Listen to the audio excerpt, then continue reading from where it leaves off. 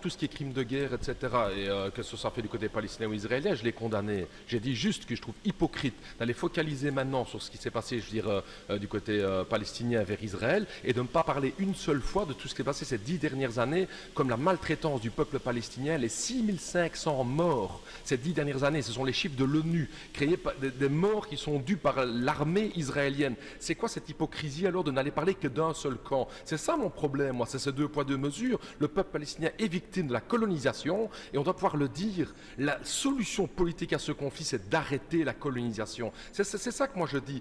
Et donc aujourd'hui, j'entends que tous les autres partis sont en train de crier en tous les sens une pseudo-indignation. Nous avons demandé ici, encore il y a 6 mois, pour condamner l'État d'Israël, pour les violences faites au peuple palestinien. Personne n'a voté avec notre proposition de résolution. Donc moi, c'est ça l'hypocrisie qui est dite, et je crois que de plus en plus de citoyens dans le monde sont d'accord avec nous.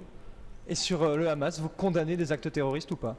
Pour moi, ça me paraît clair, quoi. Je veux dire que tout ce qui est mort civile, nous avons évidemment condamné ce que le Hamas a fait. Mais attendez, hein, moi je sais bien distinguer qu'est-ce qui est la cause de l'effet ici, etc. Hein. Le droit à la résistance palestinienne est inscrit dans les résolutions de l'ONU. C'est ça mon problème aujourd'hui, c'est qu'il y a un peuple aujourd'hui qui est colonisé. Vous savez, quand vous êtes chez vous à la maison et qu'on vient vous expulser de vos baraques, qu'on vient faire des checkpoints, des barrages, qu'il y a vos soins de santé ne sont pas garantis, une prison à ciel ouvert qui est aujourd'hui la bande de Gaza, et la communauté internationale ne fait rien. Elle laisse le peuple palestinien crever. Bien évidemment qu'à un moment donné ça pète, c'est ça mon problème. Parce que moi ce que je veux c'est des solutions.